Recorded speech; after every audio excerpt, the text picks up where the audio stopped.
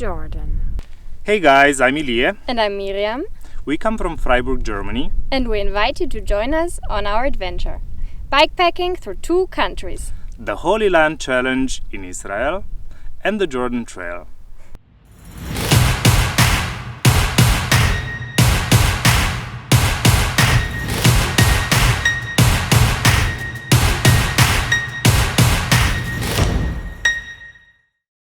We found the inspiration for this trip on bikepacking.com website. Initially we wanted to bike only in Israel, but we found a second trail crossing Jordan and made a plan to combine them. The plan is fly to Tel Aviv, follow the Holyland Challenge until Nazareth and go directly north. Join again the HLC trail to King Hussein border crossing, follow the Jordan Trail to Aquaba in the south, and join the Holyland Challenge until Jerusalem.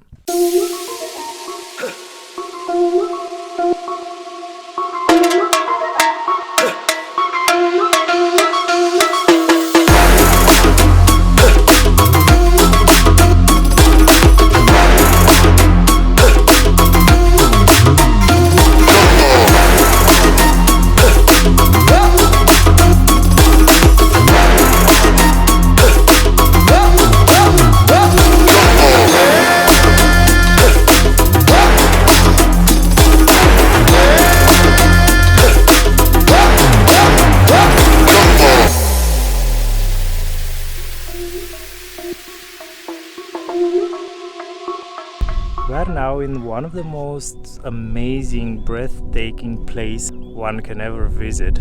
Probably the most beautiful place we've ever seen. Yeah, this can compete very easy with the Grand Canyon. We had to choose yesterday between going to the Dead Sea or coming here, and I'm so freaking happy that we're here. I had a bit of breakdown yesterday, and Miriam had to take that. It's hard. It's hard, of course. We go up, down. It's hot all day, of course, because of the sun. That's on one side a blessing because it charges all of our devices. But on the other hand, of course, we sweat so much and it's really hard. And of course, all the uphill with hike a bike, stones, everything. But I mean, what you get as a reward. Yeah, you can also see yourself. We're speechless. And the best part or the worst part about it is that we are here alone. Like, there is no single soul around. We haven't seen any biker basically in the whole Jordan. We've only seen a lot of sheep and dogs. And here there seem to be no sheep, no shepherds, because there is no grass. Everything is just basically stones. But it's so much beauty around. It's just so much beauty around. It's just the sound of wind and birds. Very happy being here.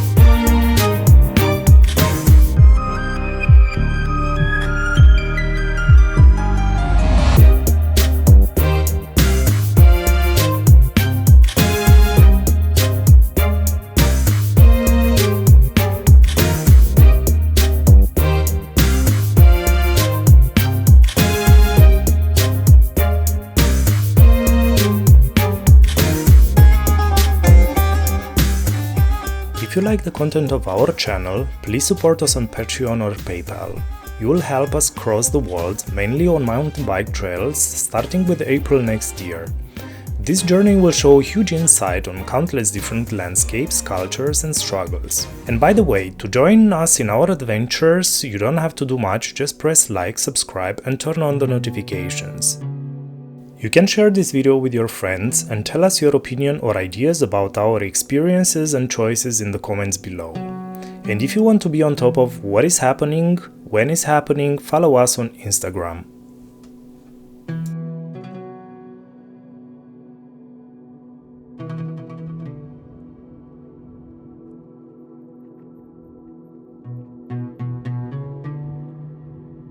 This is our 13th day of biking since we started in Tel Aviv with the Holyland challenge.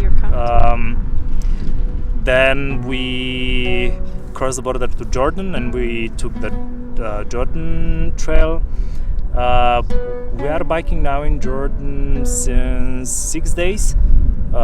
We've done so far 465 kilometers and now we're heading towards Petra and Aquaba. Basically, go into the desert, I think, from Wadi Musa, where Petra is. I think the desert will start. Yeah. We've been struggling a lot with the wind in the last 150 kilometers. It was just always in our faces, and on top of all that climbing that we've done, how Ilie just told, now the wind also really gave us trouble. So of course we're dealing with exhaustion. We're trying to cope by eating a lot. By eating a lot, like trying to find all the falafel and just stuff them in our mouths. And we're happy we skipped the Dead Sea. We met Mike, a hiker from Belgium, and he's hiking basically the whole Jordan in 3 weeks, which is crazy. He's doing like 35 kilometers a day, and he also hikes through the desert 80 kilometers without any supplies. Yeah, he's strong. Yeah, and he told us the Dead Sea was kind of surrounded by plastic, and he told us that there are a lot of people offering him a ride. They seem to not understand that some people can just hike in places. Yeah. I think we kind of started to love this country. No, seriously now. We met a lot of generous people. A lot of people didn't actually want to take our money for shoppings, which is a bit crazy. We've been given dates, we've been given water. People are really everybody is trying to stop and ask if they can support us in any way.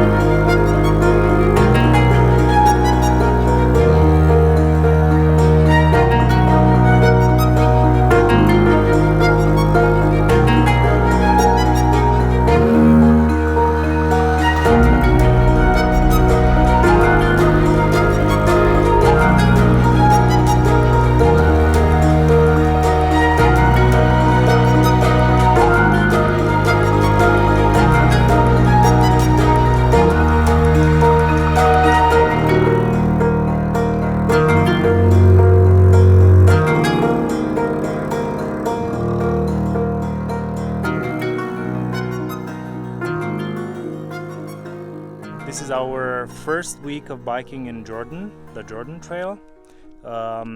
Today we left behind Petra this morning.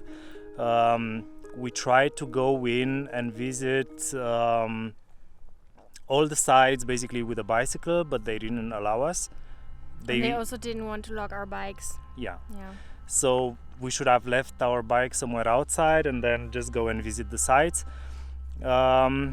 We chose to skip that and to visit more places in Jerusalem.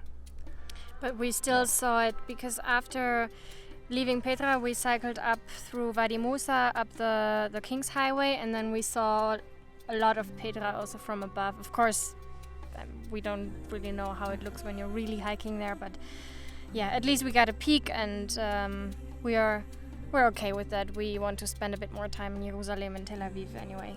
Another thing I wanted to talk about is bike repairing in Jordan.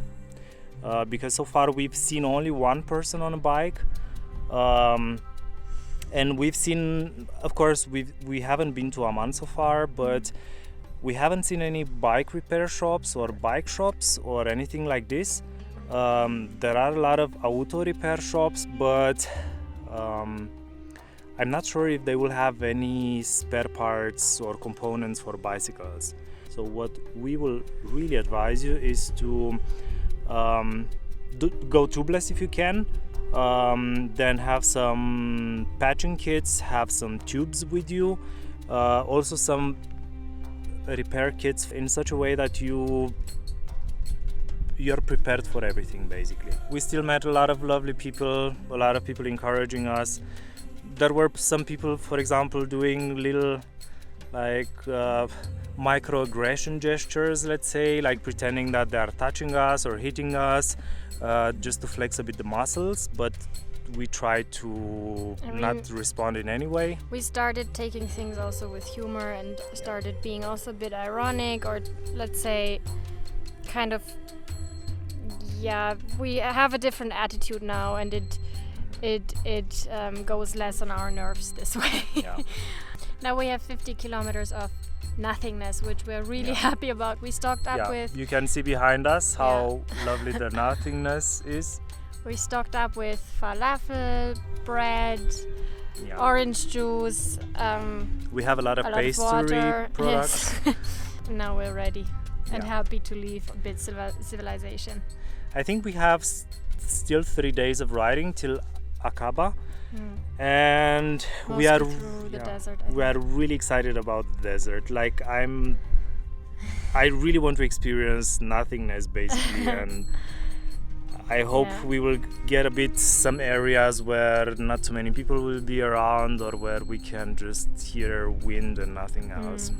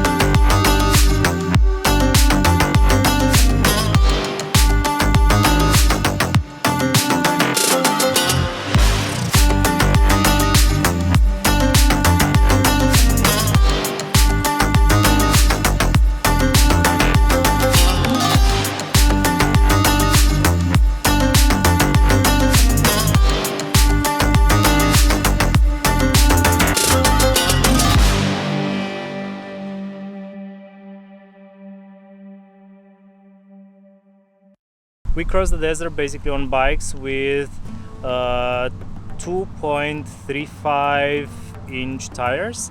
So these are Schwalbe Racing Ralph and Racing Ray. And we put really low pressure. It was a very bumpy ride, and yeah, our butts are suffering today a bit. Not only bumpy, but also we could choose between sinking into the sand and having lots of stones or bumps, because in the sand we really couldn't ride, so we always chose to stick very close to the rocks, because there the sand or the stones were a bit more rideable. So of course we got a very bumpy ride, but at least we got to ride. Yeah. So basically in the middle of the desert there is a lot of red sand. The red sand is very fine, and basically it's unrideable, or it's rideable, let's say, maybe on a fat bike or a jeep. But more white sand keeps you floating a bit better with low tire pressure. It was okay. I think the direction that you're traveling, it doesn't matter much. Like, it doesn't really make a difference if you're traveling from north to south or from south to north. I think we chose this direction, north to south, because of the desert. We found some comments of people saying that it would be really hard pushing the bike up through the desert, but we think it's rideable in both directions. Yes. Plus you don't need to pay if you come from south to north. Initially we were thinking it will be only us in the desert and a lot of nothingness. So we carried a lot of food. We carried 3 liters of water per person. That was a bit too much because... The water not? No, the water not. The water was just fine. Yeah. I think the food was, probably a bit too much. Yeah. But only because we were faster than expected, because we could ride, because actually we expected to push a lot. Yeah. What I want to say is that there are so many jeeps and so many settlements in the desert, and it's so crowded that if you scream loud enough, if you have any problem, you can get a ride, you can get help, you can get water, you can get anything practically. So it was really nice experience overall.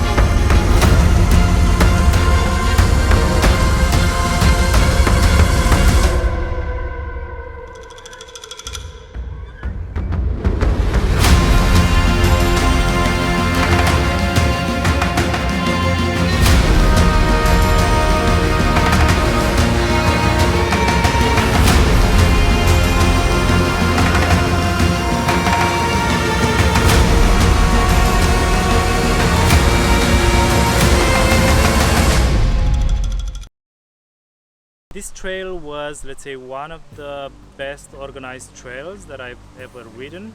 For me, the trail is the perfect equilibrium between nature and silence, and, let's say, villages and towns and supplies and interactions, and it has basically everything that you could wish from an adventure. It was probably the most magical place. It's a wonderful landscape I've ever seen. Of course, because I have never really been in the desert and all those canyons. And I mean, we've been to Iceland, which was beautiful, but this was just something that was so new and so unlike everything we've ever experienced. So the landscape was crazily beautiful, and I would recommend everybody to come and see it at some point. Of course, it was very hard. Our legs are very tired now. The amount of climbing per day was probably also one of the most extreme we've ever done. Food was wonderful. Now, Jordan as a country, to be honest, I love Jordan. I don't know why, but it kind of reached my heart for some reason. I think it's a country of contrasts. There are a lot of poor people, there are a lot of rich people. I cannot really say if this is a safe country. I'm also not saying it's a completely unsafe country. It's so hard here to draw conclusions because everybody's behavior is so unpredictable. So basically, if a person treats you right here, it doesn't mean that the second person you will meet, it will treat you in the same way. It could treat you in a complete different way or have different needs. So those were the good things. The bad things is just the attention I got for being a woman on a bike in tight pants was very uncomfortable.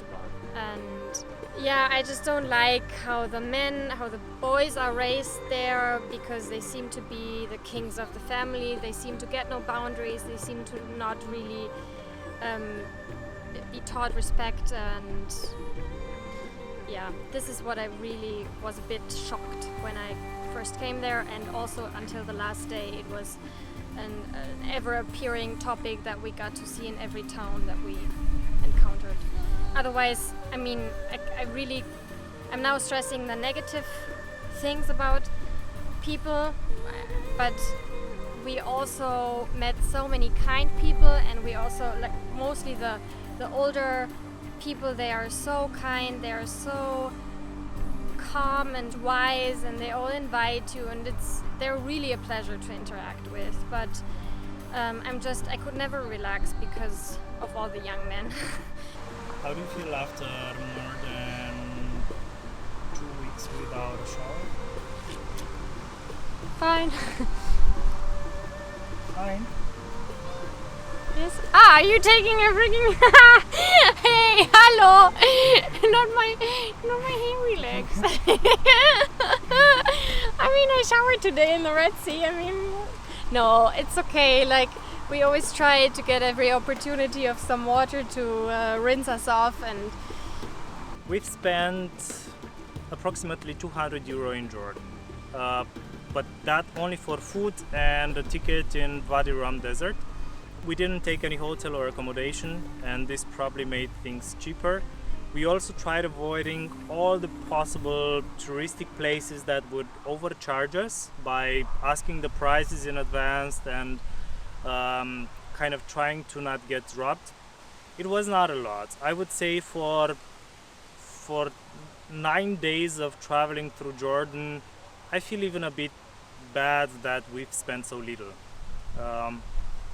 Because Jordan gave us a really, really nice adventure, let's say. It gave us kind of everything we haven't experienced so far.